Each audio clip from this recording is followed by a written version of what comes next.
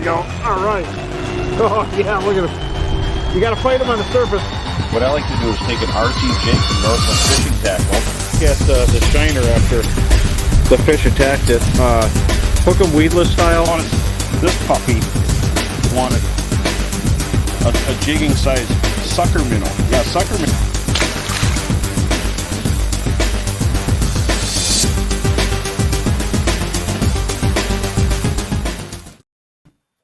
Hi, everybody. Welcome to the Bro Road Show. On the water, even though it doesn't feel like it because there's still ice up in my area. But we want to bring you tips and tricks on how to put more fish in your boat. And these tricks and tips are coming from all across the Midwest as the rivers and lakes start to open up.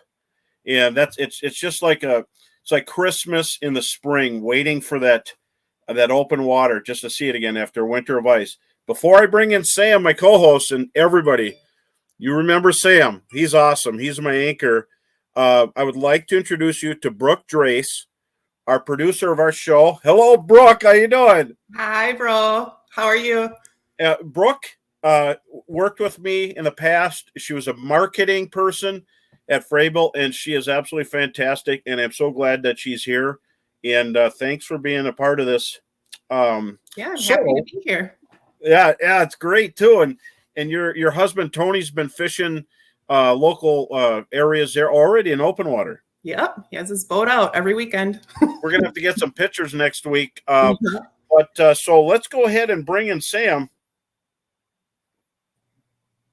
There he is. Hey, bro, how's it going? Hey, good. Hey, Sam. I kind of know the answer, but I want to ask you: is there any open water in your area? Yeah, we're a little ways off from that yet. As I'm sure you got today, we got 6 inches of heavy wet snow that's going to insulate the ice for a little bit here yet. So no local open water fishing yet. The Rainy is starting to crack open, and we're going to talk to Joe Henry a little later in the show and get the lowdown on that. But I know some guys locally who have been zipping up to that and doing pretty good. Some big walleyes. I've seen a few nice sturgeon, so I'm hoping to get up there soon. I got to get my boat out of storage, but yeah, we're getting there, but we're still a ways off. It's that time, and with Joe Henry, that's going to give us a good feel about the river. Plus, later in the show, Joe Henry fished today on the Rainy River, so we're getting today information. But at towards the end of the show, halfway through the show, I should say, we have fresh information on the Detroit River with National Walleye Tournament pro Dusty Minky. He's going to be there, so that's going to be fantastic. And he's going to have fresh information on Detroit River. And if you've never fished there or don't know anything about it, tune in. But he's also not just a pro in the circuit. Dusty is a consistent walleye angler, and he catches giants. It's just amazing. Yeah. No, Dusty's been a long-time NFT pro staff, so I'm excited to talk with both these guys here. Oh, this is going to be fantastic. So we'll bring Joe on in a little bit here. But first, I want to show you what I'm thinking about, even though I can't launch it yet. Maybe I can go up to Rainy, but my new Lund boat. I'm very excited about it. And so that's going to be hitting the river. I just got a few more things to work on to get it going.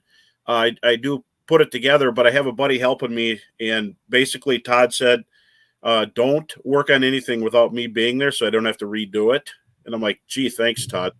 But we're getting close to it and going to mount the transducers, and we'll be hitting the water. With that Humminbird side imaging, I want it just right. In my high-speed stuff, I'm just looking forward to run the Mega Live and all that stuff, as well as your favorite, the Aqua-Vu. Sam is a visual and media person, so for Northland Tackle, so he loves Aqua-Vus, and even up there they work. I love tuning into the Aqua-Vu when I can, when I'm out in the boat with you or on the ice. It's always fun, almost like watching them as much as I like catching them. Absolutely, and we're going to have some nice giveaways tonight, so I'm looking forward to that. How can people and the viewers win? Yeah, so we got an awesome Northland Tackle prize pack along with the Bro Bro Roadshow mug for tonight. So what it is it's 5 of our new Rumble Shiners. They fall into our Balsa Rumble Series hard baits, and a new camo Northland hat, as well as the mug. And the cool thing is, if you are unlucky tonight and you don't win the awesome giveaway, you can still go on our website right now and purchase any 5 of the same Rumble Series bait. So if you purchase 5 Rumble Shiners or 5 Rumble Shads, you will get a free hat. So you can all still be a winner. You just gotta go buy some Rumble baits on northlandtackle.com. So I love that hat. It's got the camo with the Northland that really pops. Yeah. And the thing is, this time of year, those Rumble Shiners and Shads and Rumble Bug are just fantastic because they got that tight wobble, and looking forward to dragging them down the river.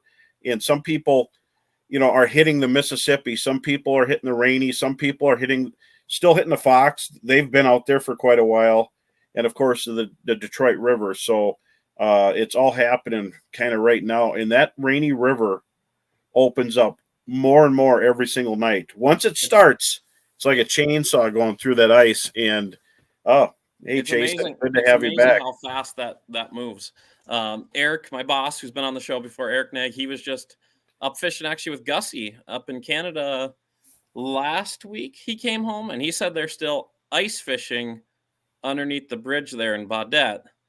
And just a few miles upstream, they're open water fishing. And I'm sure by now that ice has gotten really weak because that river opens quick when it starts to go. So absolutely. That's why, we will mention ice a little bit because it's this is that strange year where it's really holding. There's 30 inches of ice on my area lakes, but the shoreline's degrading really fast. But lakes that have flowages have really dropped in thickness. I have a lake that had 36 inches and it's down to 19, and it's porous all the way through, so it pours in. So that's why I'm thinking about the boat time. And so looking forward to hearing what he has to say about the Rainy River. But one thing I want to tell everybody, when you're fishing a Rainy River, you got to remember that the water is actually fairly clear right away, and it gets turbid as other rivers and stuff start pouring in there. So the Big Fork and Little Fork River will actually, they get ice dams, and when those dams blow, it becomes a big mess, and the river gets dark, but you can still get them. But for RZ jigs, I absolutely love that color on the Rainy. It works fantastic, but when it's clear, I still like Blue and Glow. That's a great one with an emerald shiner, but if you can't get any emeralds, fatheads work just fine. Frozen bait works. And then, of course, you might have a sturgeon line down while you're anchored up. I love chasing after those sturgeons. So absolutely, get up there in a few weeks and give it a go. So well, and some other things too I wanted to bring up here, and we're going to bring on Joe very very shortly. But when you're fishing rivers, it's all about keeping your line straight up and down. So no matter what river you fish, some rivers only flow at about 2 miles an hour. Some flow at like 4. And, I've been on rivers that have a real fast current. And if you're going down river, if you're slipping the river, you got to stay vertical. Vertical is very important. If your line's moving any direction, follow it with the trolling motor. And not every river can you spot lock. The Rainy River, we're lucky up there because you can spot lock. I consider that slow current up there. And it's hard to keep smaller jigs down, but a 3/8 and up works really well on the Rainy. And so a lot of these jigs I have and the ones I've showed you are 3/8 ounce, but I've seen spots where you could use 1/4 ounce just fine on the Rainy River. Say one of the, and this late season melt, I think we were up there a few years ago, similar situation where the river went out really late. And I believe it was like the last few days the season was open, wasn't it? Or maybe a little bit earlier than that.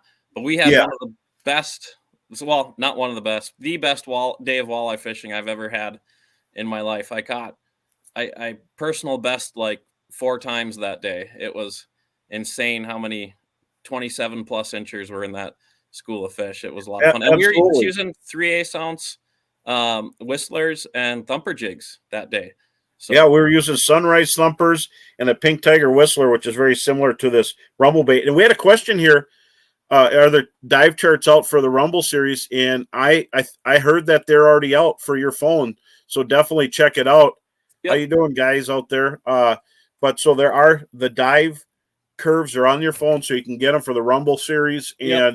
The Precision Trolling app has them uploaded. So Rumble Shad, Rumble Shiner. I don't think the bug is up there yet, although it might be. I'd have to double check. But yeah, check out Precision Trolling app. And that's where you can find all the dive chart data. Well, and if you're running braid, you can tell when it starts hammering the bottom going through. But there are some places you can't do that because you're just gonna get snagged. But a lot of times when the walleyes are starting to get active, we'll do down current trolling, and you're really covering water fast.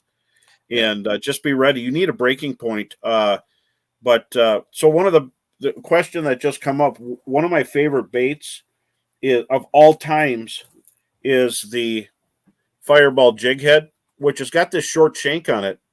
And that short shank doesn't snag as much as a long shank jig. Longer shank jigs sometimes can get over a crag of a rock and really get you hooked up. If you're fishing in sand, you're okay there. But a short shank jig like the Fireball jig is what I would like to use. And then add a stinger hook. But I don't hook the stinger in the minnow. I'll let the stinger hang because when a walleye wafts at it, the lightest part of your presentation is that stinger, and you'll get them every time. It's a small hook, so set your drag light. You know, and Wayne asked that question about murky water. Like I said, the Whistler jig and the Thumper jig add a little flash and vibration, and I think can really, really help in those situations. So that's Absolutely another great option for murky water conditions. I agree with that. And loop knots, I use loop knots. I just had a question coming through. I use the loop knots primarily when I'm using 60-degree turned eyelets on ice fishing baits. And sometimes I use loop knots, but in open water, it hasn't been as big of a player. And then someone just asked, are they still fishing on Leech, Winnie? There's still people out in these lakes, and it's the shorelines that are going. Any place that has any flowing is really bad. So stay away from, on Leech Lake, stay away from the narrows. Somebody puts a truck in there, not every year, but I mean, there's been a lot of trucks put through there. Don't even take a truck anymore. If you're going to use anything, use a machine and make sure you have flotation on it. It's not hard to rig up something. We just got a question here. Sam, do you prefer mono or fluoro leader? I like fluoro. I guess for its toughness and invisibility. I know it has less stretch, but on that short, when you're using mono to braid, and bro, you should comment on this too and see if I'm right. I feel like sometimes when you have that 2 to 3 foot section, that stretch can actually stretch too much, and then it kind of pops on you like a spring. So generally, I'm using 8-pound fluoro, and then when I bass fish in the summer, 10 to 12, depending on the conditions. Absolutely, and I agree. I like using fluorocarbon because it's a great, abrasive resistant thing. So when you're dealing with rivers, there's always stuff that you could get a little cut in your line, and so I like to use fluorocarbon. But when we fished and we had that killer day, and the next day you weren't there, but we caught 8 over 30. I know. But the day you were there, we had quite a few in that 28, 29. And I don't know if we had 30 that day, but I don't think we hit 30, but we hit 29 multiple times. It was absolutely insane. 27 inches were becoming almost common. It's just left after right. It was Team Whistler versus Team Thumper, but it was a fun day up there. It was a sore shoulder day, but we were using 2-foot leaders. That's all we needed. But if Rainey's semi-clear, you might want to go a little longer. But I use Sunline. I like to use a 10-pound braid because it's real thin. It's really thin, and then I'll go with the 8-pound fluorocarbon leader. So you have a breaking spot, because if you hook a snag, you're going to snap your rod tip. You got to get out of there. So we're just about ready to bring in Joe Henry here. I'm hoping that he could show up. And Sam, we got a quick question before we bring Daryl asked what my biggest sturgeon is. So I think my biggest is somewhere in the 50, 59, I think I hit. But my wife, she loves sturgeon fishing, and I don't know what she does, but we always fish. If she goes sturgeon fishing, I'm there sitting 10 feet away from her, and she probably has double the amount of fish I have, and she's got at least 4 over 60. I don't know what she does, but she's got the sturgeon magic. But every single one of those sturgeon is fun, whether it's 40 inches or it's 50 inches. They all fight hard. It's always a surprise. Sometimes the big ones don't fight as hard at first, and then they give you a run. And some of the little ones are dogging you, and you say, "Oh, to your buddies, oh, this is a big one," and then it comes up and it's a 42 incher, and then you look like a wimp. But it's an absolute blast sturgeon fishing. I can't get enough of it. And that day we were up there, I was actually sturgeon fishing while you guys were walleye fishing, and you guys started to slay the sturgeon or slay the walleyes. So I hung up the sturgeon rod, and the first bite I got was a sturgeon that spooled me and ended up straightening out the hook, and we never got him in the boat. But that was with walleye gear. So it's crazy how that It's works out. hard to fight a sturgeon that big on light line. And Yes. just curious if Joe is here. If he's here, just let me know. But the day that we found that there he is, the man. How are you doing, Joe? Hey guys, good. How are you guys? Oh, good to see you, man. Ditto. How are you guys doing? You have did you survive that cooler weather today? Well, I was on that river you guys are talking about today, and battled the snow. And like somebody told me one time, they said, when you're out in conditions like that, it's kind of like, at least you're alive, right? Yeah, absolutely. That's actually it's a rite of passage to spring. So even a little snow, everything's melting. Even the snowbanks are getting lower. Even today they got a little lower, so it's above freezing, but it's just sloppy. And so catching fish always warms you up. Did you guys get into them today? We got some fish. I'll tell you, it wasn't that rainy river day that you dream of. Like you guys are talking about the 27s and the 30s and stuff like that. And we didn't find that. But I'll tell you what was interesting. So we started out jigging today, and we weren't whacking them. We were getting some fish, but it wasn't like hot and heavy. And I just made the comment. I said, you know what? We should put on a 3-way rig and a shallow dive and crankbait and just go upstream at about that 1 to 1.3. And I'll tell you, we started doing that, and boy, did we start catching fish that we were not catching jigging. And I'm not saying that's the answer all the time, but I'll tell you what, I think it was a pretty good choice today. Now, we didn't catch a lot of fish. You see one on a jig today, but we didn't catch a lot of fish today. I suppose we probably caught 20 to... Oh, nice. Good fish. Did we lose you, Joe? But okay, it looks like we have some technical things with Joe. But like he was saying, I was up there actually with Will Pappenfuss a few years ago, and we were using that. We were actually using a bottom bouncer technique instead of the 3-way, but with stick baits, similar to the Rumble Shiner. And I, to be honest, I didn't even know it was a thing before I went up there, but the bite was tough. We started doing that, and we started catching fish. That bite slowed down throughout the day, and it switched back to jig. So I think that pulling cranks it seems to be kind of an unknown thing, but it can be really effective up there. Bro, have you ever done that before? Well, yeah, I like pulling a shallow diver, a floater, and anything in the Rumble series is going to catch fish. And there he is. He's back. Can you hear us there, Joe? Yeah, sure can. Yep. Oh, perfect. That's awesome. I'm glad you guys. That looked like a real nice fish. Yeah, well, that was a good fish. That was caught yesterday. It was blue sky yesterday, and that was a 28.5 there. But we did get some decent fish today. Biggest our group caught today was like a little over 26. Somebody got a 55-inch sturgeon. We got fish, but I think it's the best is yet to come. You know what I mean? It's just amazing that all that stuff swimming up underneath your boat. So you never know what you're going to hook into. That's fantastic. So I remember. I got to tell you guys. I remember a time where I was out with some family members, and it was spring of the year, and Bro pulled up to say hello, and he pulled up and he goes, "Joe, how's fishing?" And I said, "Yeah, we're getting a few, and we're kind of working an edge with some relatives, and they weren't real, hardcore anglers or anything, But it's kind of funny as he came by me, he goes, "Oh, hey, by the way, you got a big sturgeon just behind your boat, and there's a couple walleyes ahead of you."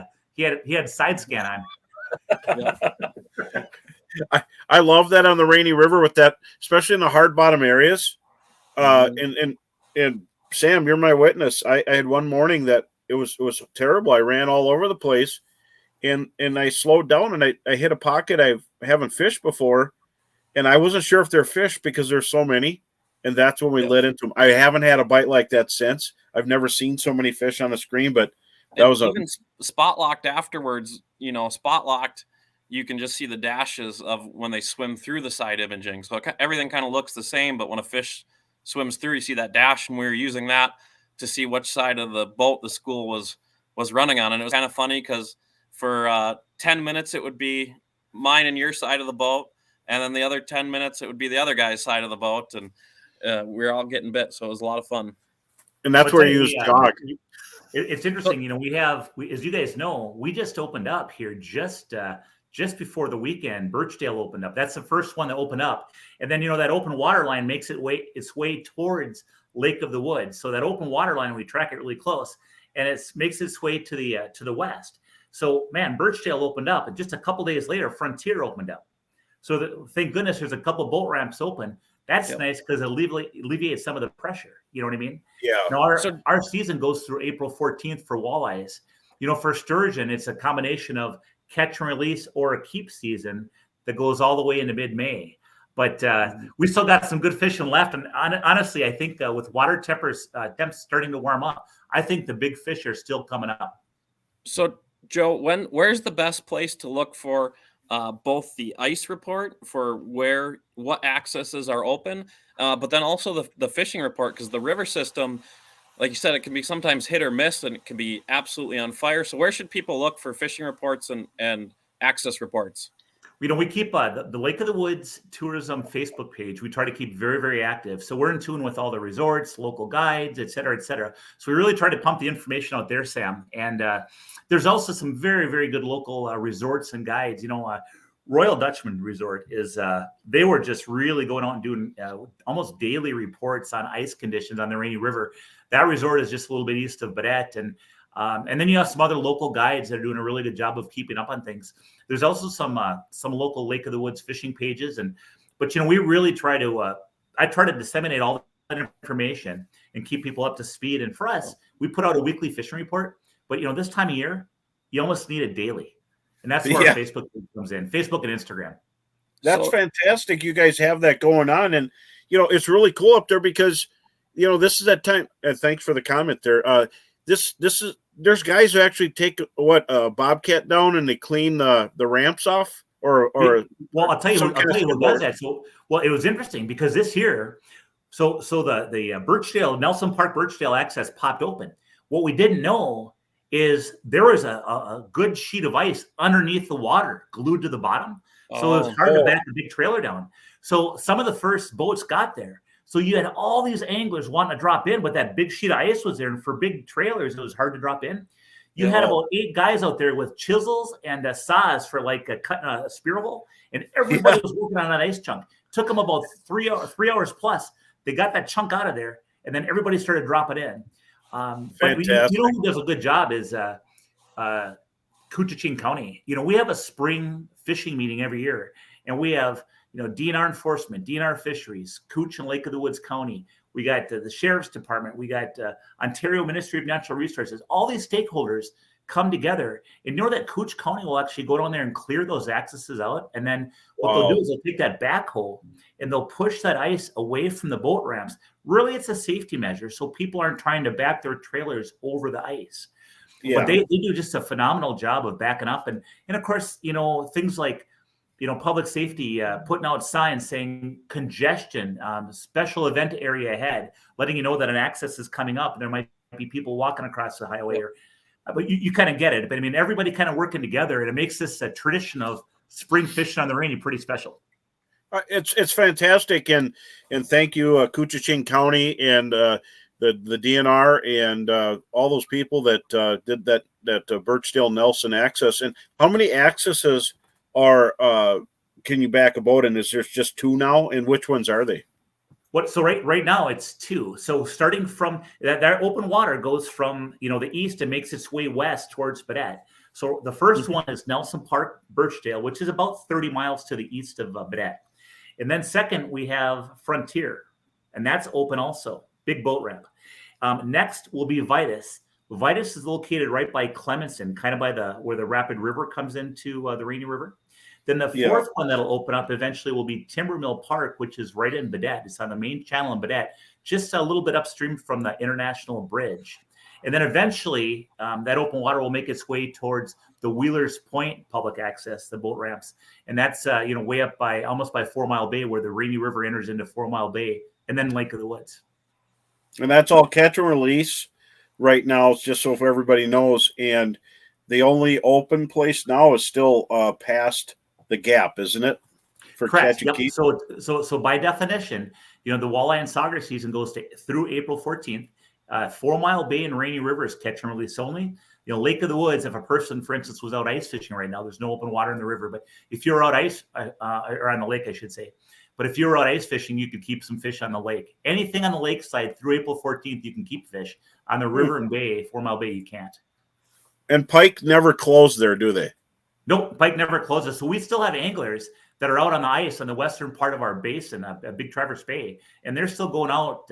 Some are getting stuck, and there's some water out there, and some slush, but they're still going out and catching some big pike. And this time of year, I'm always hesitant to even say that because it's got to be safety first. Working with your resorts, making sure that there's access out there. But boy, I'll tell you, the folks that are out there are getting some 40, 42, 44-inch pike. Wow, that's amazing. And the sturgeon, I don't know if sturgeon is like as big as walleye now. It's the walleye season closes, and that river is just full of sturgeon anglers out to catch some giant sturgeon. And I had someone just asked a question: what's your perch rig? So Joe, what would, or not perch? Sturgeon rig. What do you use for sturgeon? Some people make their own, but for people that don't sturgeon fish a lot, there's a local little tackle company up here that makes sturgeon rigs. And honestly, bro, I think it's the only company I know of that does. Maybe you know of more, but basically what a sturgeon rig is it's a 18-inch piece of leader material. It's a 60-pound test. It's teamed up with a big circle hook, usually about a 3 to 4-aught circle hook. And that circle hook is important because it's a conservation measure. When that sturgeon sucks in a big gob of night crawlers or maybe a gob of crawlers mixed with frozen shiners, when that gob is sucked down into his throat, when you set that hook, you don't really set the hook, you just reel and tighten up. And that circle hook will come out of its gullet and hook it in the lips. So it's a real good conservation hook to hook those sturgeon. But then, so you have the sturgeon rig, 60-pound test, 18 inches. The reason they make that leader short is you don't want it whipping back and forth in that current. You want it sitting somewhat still because those sturgeon will track down that scent trail in the current, and they'll slide up and eventually find that bait and eat it.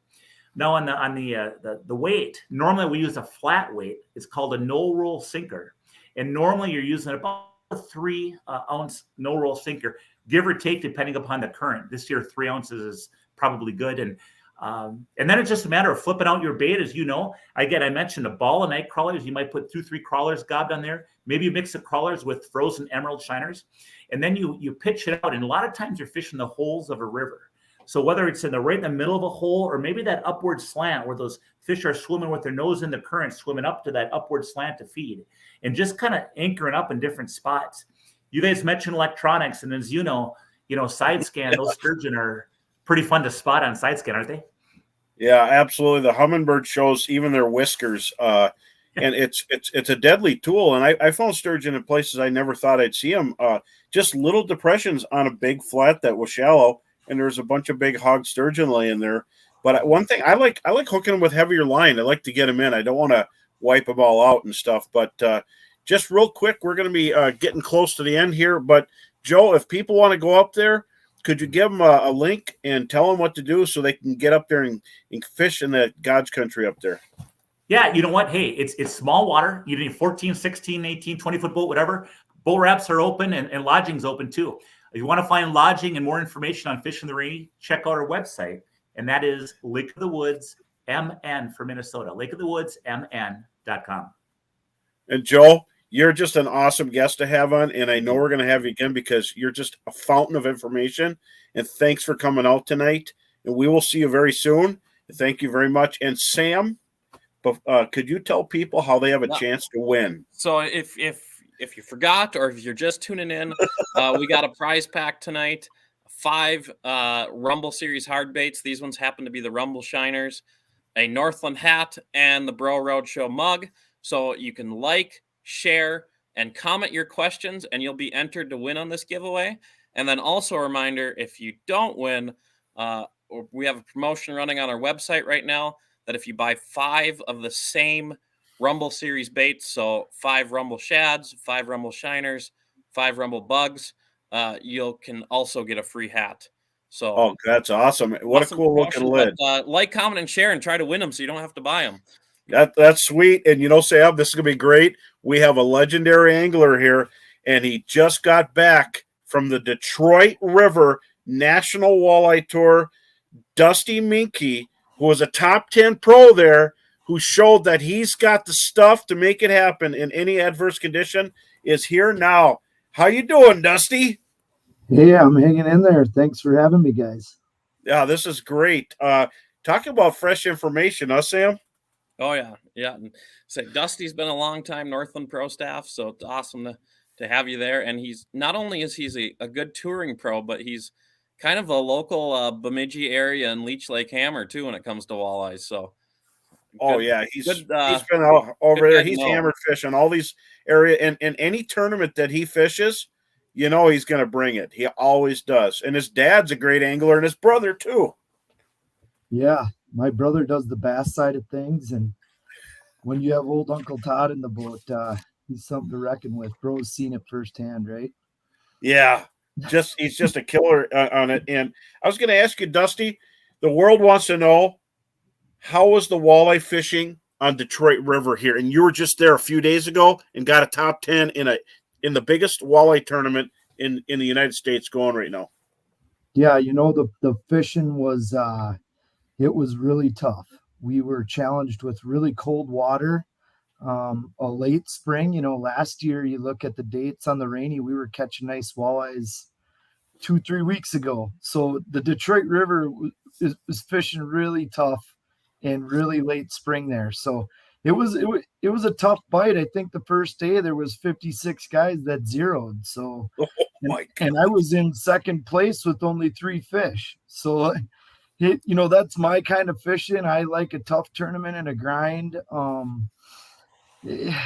But sometimes that tough and that cold, like I hope if we go a little later next time. Well, and look at this. Look at those fish, how healthy they are. That's just an absolute blast to be there. And, if someone were to go to Detroit River, never being there, and there's a lot of people from Minnesota or Michigan or Wisconsin, never been to the Detroit River, what's the big deal? Could you share some information on someone who's never fished there on what to do? Just something that you would be willing to share? Yeah, basically it's known for jigging. And I bro, we're jiggers, man. We like to jig. And it's fun. When you get on a good jigging bite, they almost yank that thing out of your hand when the bite's on out there. Another thing about it too is, if it was next week or in 2 weeks, if a guy had 40-pound bag, that might be on the light side. So, the guy who won it had 40 pounds total. So, wow. In a week or two there, a 40-pound bag per day is what usually wins the event. So they're just such huge fish, and they come through this narrow stretch of the river. It's only about 24 miles long, and there's some major current. The scenery is great. There's some major shipping going on. The current's really heavy, so you got to step up your game with some heavier jigs for sure. And then another thing that I did that I don't like to do, and I bet you could agree with me, bro, is I had to relate to doing some hand lining, and that's where hand lining originated, was on the Detroit River. And basically it's a wire line and a big reel, and you got a 1 to 2 pound weight, and you put a 10-foot or 24-foot lead on a shank. And I was using those the Rumble Shiner in a bright color because we were matched with some real dirty cold water. And it was kind of like this one here, wasn't it?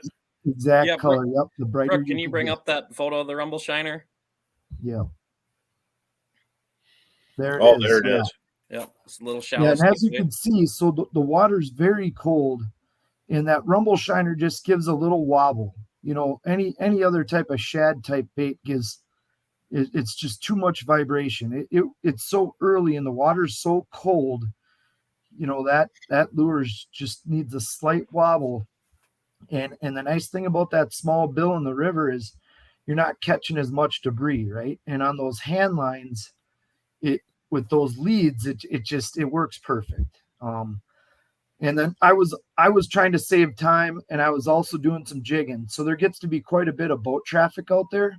So I would hand line my way up in certain spots and then jig my way down. And sometimes the jiggers have the right of way out there, which is kind of weird to talk about, but Yeah. you know, the trolling guys aren't really supposed to weave in and out of the jigging guys. And I agree, because like I said, I'm a jigging guy. So I would hand line up and I would jig my way back. And you know, like I tried my best to use this new Northland Deep V jig. Oh, nice. This is a 3/8 in real bright colors. I just love the hooks on these things. Yeah, and the lifelike eye, you see the V in the jig. Just the hook is sharp. The gaps are designed right. But you know, like I said, there's like a major current out there that runs about 3 to 4 miles an hour. So, you know, I also had to step it up to like a 1/2 ounce RZ jig. See, and then I took the plastic off of a Northland Rippin' minnow. You know, it's just got that little single tail on it. See that? Oh, like it. So it was very substill, right? And then Northland's got the different size stinger hooks. See that? Oh, that's sweet. So what I tried to do, let me try to get my camera right, is I tried to match it up so it was perfectly at the end. And I think, like, out of all the fish I caught jigging, 90% of them, like let's say 9 out of 10, they came on that stinger hook. Wow. And then the big main forage out there is emerald shiners, just like the Rainy River. And I think just that little bit of action on there, you know, matched with the shank closer with the treble, could caught you a lot more fish. That's really interesting. I like what you're saying. There's 3 to 4 mile an hour current, and people who haven't been there who fish Rainy's like you can spot lock, but on Detroit River you really can't spot lock. No, it's too fast. Can't. There's not a heavy enough jig. So when people are downstream jigging, and you could use 2 lines on the Michigan side, if someone's trolling, I mean, they're really flying downriver. Oh yeah, big time. They're flying by you. You're trying to putt by them, and you get some dirty looks. You know how it gets, you know, on the river. Just a friend you haven't met yet. Yeah, combat fishing a little bit, but you know, it was fun. It was a big time grind. I mean, it was you know, you were happy if you came in with a fish or 2 or 3, and then some of those guys got some real nice bags on the last day, and yeah, I just fell a little short and slid back to 9th, but I'll take it. You know, oh geez, any that's top fantastic. 10 in that field. Yeah.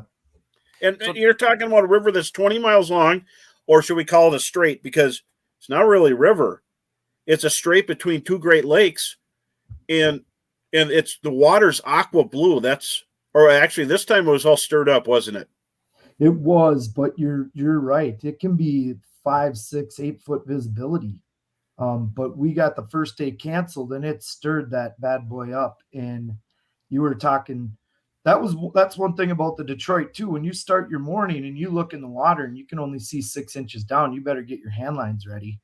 I watched a lot of guys start jigging, and I'm like, they ain't gonna catch them, you know, like. But hopefully, I think it'll clear up by tomorrow, so I can start jigging a little bit, and that's what worked for me on the second day. So the big thing out there is you want to find that clear water. Day one, I traveled to the cleanest water I could, and when it cleaned up on day 2, I kept my baits in the water, and I didn't make that 8-mile run. I just tried to be more efficient. That's cool. So Dusty, you're using plastics there. Is the Detroit one of those areas that plastics kind of shine in more aggressive jigging bites, or does live bait play a role there too? That's a great question. So this tournament, it was so cold. every time I tip this with an emerald shiner. They have the same exact emerald shiners out there as we do at the Rainy River. And in Canada, you had to have them frozen. So I was freezing them at night and just trying to be totally legal. Because I did get pulled over by the Canadian M&R. So yeah, so it was good that, you just got to follow the rules. We're used to using frozen shiners. We know they work on the Rainy. So that extra bit of scent on there was the ticket for sure. But like in a week or two out there, you don't need bait. Plastic's just fine. Yeah, that's the amazing part is now, Dusty, you fished there many times. I mean, do you remember times going there that made the Detroit River legendary? I mean, wasn't that one of your favorite spots? I mean, it was mine when I went there. Oh yeah, I remember watching you. Like I said, it's a jigger's paradise. If you get a chance to go out there, yeah, there you go. That's it. Just some different colors. I figured, that bright. Yep.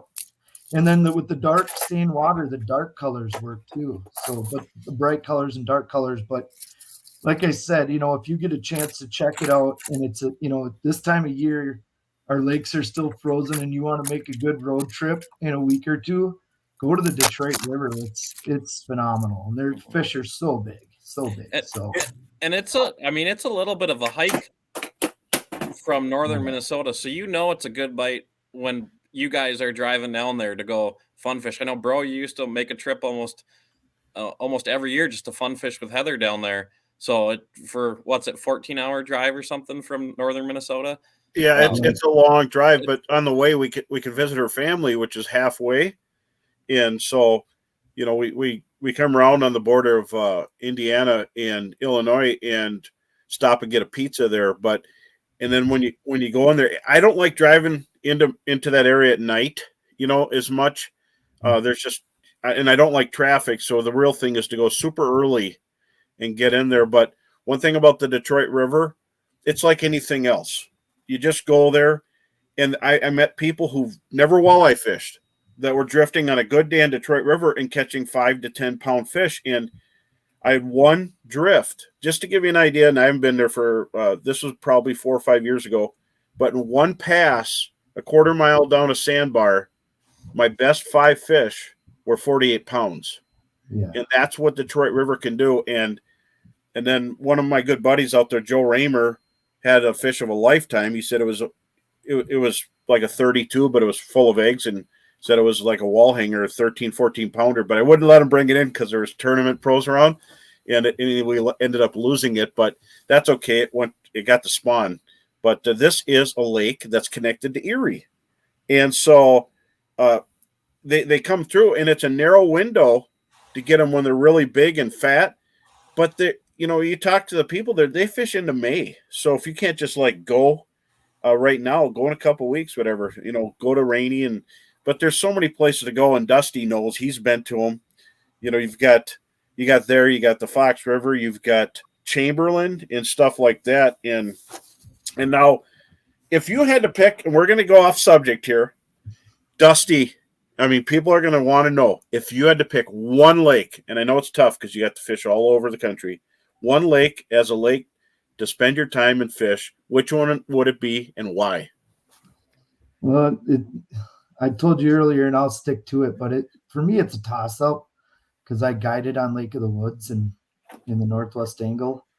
But I went to school at Bemidji State, worked at Northland Tackle, and when I went by Walker and Leech Lake and started fishing there, that shortly became my favorite water, and now I live there. So kind of a dream come true, full circle, to go to school in northern Minnesota and then be able to work and live back up here.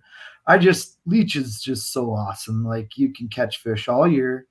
You can catch them shallow. You can refine your tactics deep. You can catch them trolling. You can catch them, pitching, which I love to do. So Leech has got my heart for sure. And the fish they're just nice, beautiful fish. And so we had a question here. Someone, what's your favorite plastic? And I don't know, I love the Impulse Smelt Minnow, but you were using the Rip and Jig tail. Yeah. that's become a big favorite for me for sure. And the impulse, on my favorite jig forever has been the Northland slurp jig. That thing is unreal. And now they just came out with this deep V jig. So it's a toss up between those two because they both have really good hooks and heads. So I'd have to say the slurp jig or the deep V jig, put a Northland smelt minnow on, or change it up a little bit once in a while with like this ripping minnow, something a little shorter if they're biting short, or cut up your smelt minnow a little shorter. Sometimes try putting some scent on it, or tip it with a minnow or live minnow or real minnow. So I like that they don't have a tail. If there's no tail on them and you're still getting them. But hey, Sam, could you remind the viewers how they could win? And it's very soon. So yeah, we're getting close to the end of the show here. So we're going to pick our winners. So make sure to like, comment your question, and share the show, and you'll get entered in to win the Northland giveaway with some Rumble Shiners, which Dusty just did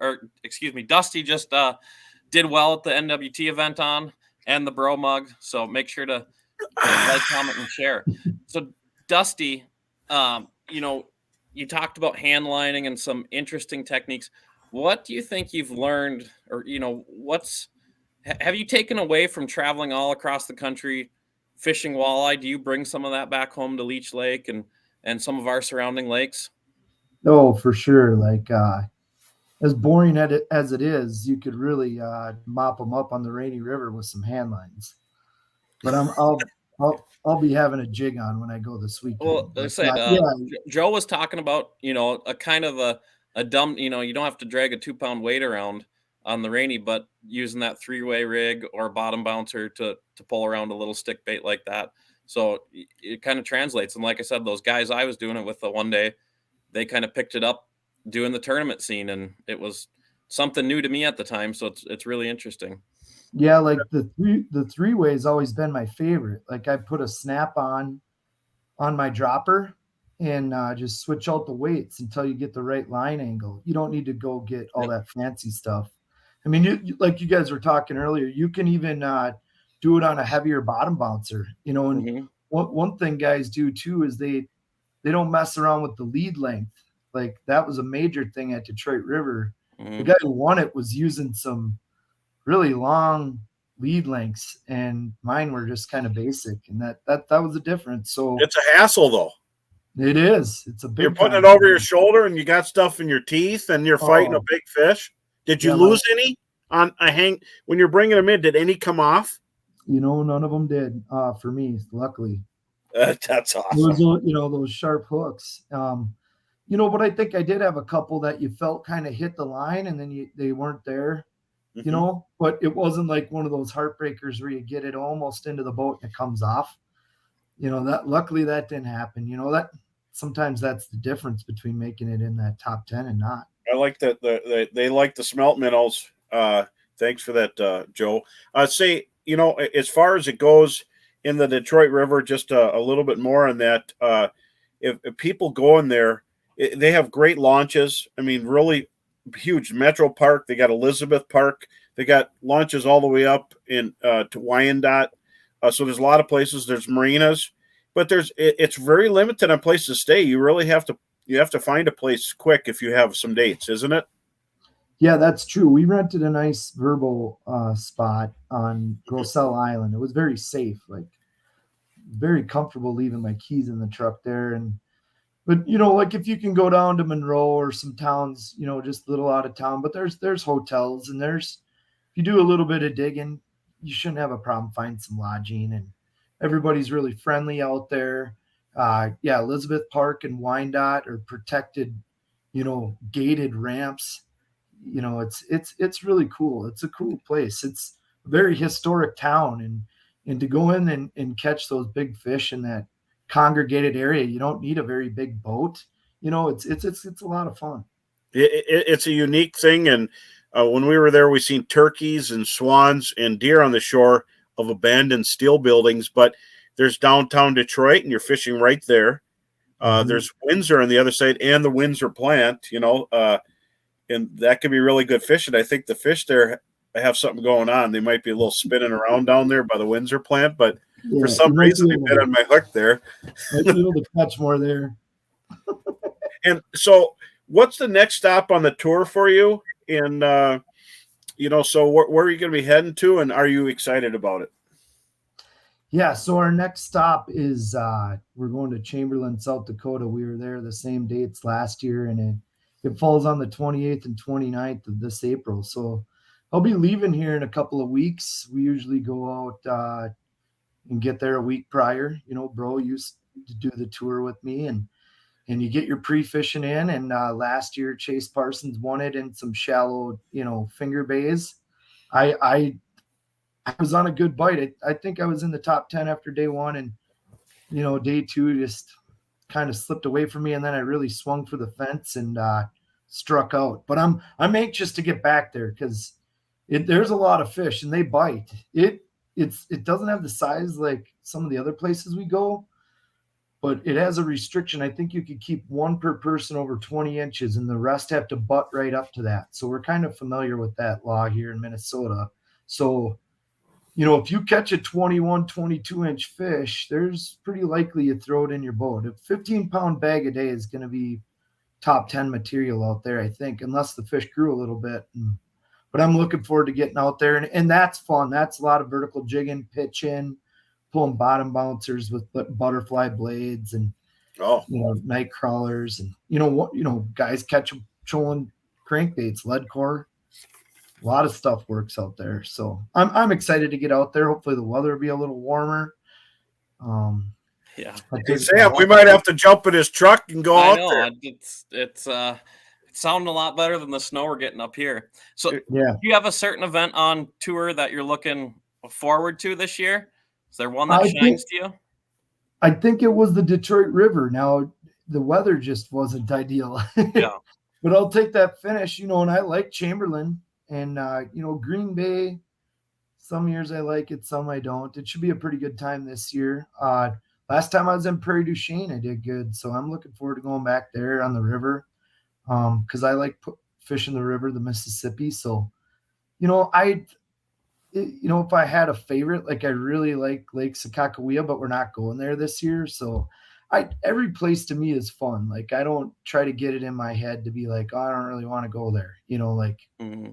Everybody, someone's going to win the tournament. And I just want to make it fun and go try to find the bite and figure it out and have a fun week. So big fish in big rivers, the Detroit, the Rainy River, the Fox Chain, Missouri River, which is two of the stops you've had in the last couple of years. Sakakawea is part of the Missouri River, and Chamberlain.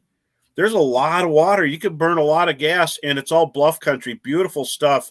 And all these places are very unique, and they're all different. But I'll tell you what, there's probably a lot of viewers that are jealous and want to go there. And I already heard that Chamberlain was really snapping. I got a little report from a buddy and said that they're catching in some spots numbers of fish and having a great time. Yeah. The reports I've got and have been watching it look pretty good. Fantastic. And so going back to Detroit, what were the temperatures and what was the weather like when you were pre-fishing? It was, I heard it was really bad, but how bad was it? It was bad. Oh, frozen. My motor broke. There was mornings we'd get up and start drinking coffee at 6:30 and be like, who's going to go out? And we'd wait till like 9:00. Yeah, I had my AFCO Reaper hoodie. And, a lot of guys you look around have the insulated, their ice fishing gear.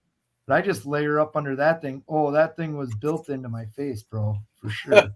I was going to say, that's just the way to go. And of course, I love my fish monkeys, and my Stealth Dry Techs are out in the boat right now, but the Woolies are nice. I had 10 pairs of gloves, man, constantly changing. My snowmobile boots. Like, if you looked at it, like, I'm sore, I think, from all the clothes I had on. Yeah. My knees and my joints are just starting to finally come back. It was that cold. Like, it was. What was the coldest temps that you did have? I think, in the mornings we'd start some days in the high teens. High teens and then wind, right? The wind, yeah. Oh, that's brutal in the boat. There's nowhere to hide. Snow. Yeah, it was the toughest conditions I've ever fished in for sure. Well, so now you've got a top 10. You roll that into a few more, and maybe AOI could be coming your way, Angler of the Year. That's one of my goals in life is to try to get one of those for sure. Yeah, it's not easy to do. It's a tough crowd out there, but it can be done. So yeah, that's a goal for sure. Well, you've been in contention many times, so I'm pretty sure that you're going to have it. What do you think, Sam? Well, when he talks about he doesn't have one favorite lake, he likes them all and tries to fish them all. That screams to me a guy that can compete in those AOI, and that's the right attitude at least. So I think absolutely. You'll do good this season. So having the tournament just in Detroit River, did you like that, or do you like running out into Erie also, or being able to go anywhere? Do you like it controlled or just everywhere? I liked it controlled in the river. I'll say it for my third time. I'm a jigger like you, buddy. I don't want to depend on planer boards and who gets lucky. You know what I mean? Like that. Mm-hmm. That'd be a rough run out there, wouldn't it? In that wind. There was guys I think we knew that were there this week that sat on shore for 3 days. I've been there myself. So, in the spring, there's nothing worse than running 30, 40 miles in 4 or 5 foot waves and putting out planer boards. Like your equipment gets beat, your body. Yeah. So I was fine with the river, even though it was a tough bite. I'm just fine with the river. But don't get me wrong, Lake Erie is it's a lot of fun, a lot of big fish. So Chamberlain, that's going to be clear water over in Chamberlain. Yeah, it should be pretty clear. Water. Yeah, and they haven't had a lot of runoffs, so the water's real low. Mm-hmm. So I think it's going to be pretty clear water. Well, we appreciate you coming out, Dusty. That's awesome. Thanks for doing it. Legendary angler Dusty. Good luck the rest of the season. Good luck. Thanks, bro. Knock them out, man. We'll be shooting you some texts. And I want to remind everybody, don't forget to bring your AquaViews when you go fishing. I have an HD7 in my boat, just trying to figure out where to mount it. And got a report that one of my buddies was using the AquaView on Lake of the Woods this winter. It could see really far on the west side and could see the sand flats, could see the fish swimming by. So that lake must be going through some changes. But anytime a wind blows, that thing gets stirred up. But don't forget to bring it. And so now we're getting close here. The moment of truth. Yep. We got our winner picked. So tonight's winner is Wayne Campman. So thanks, Wayne. All right. Congratulations, Wayne. Thanks for everyone for tuning in and getting your comments in. Like I said, we'll have a Northland prize pack for every show. So make sure to keep stopping in and leaving your comments and liking and sharing for a chance to win. So we appreciate everybody tuning in, and we're going to be back. So just keep in mind, we're going to be back next Tuesday, but some of the days are going to change down the line. Yep. But I want to thank everybody for watching tonight.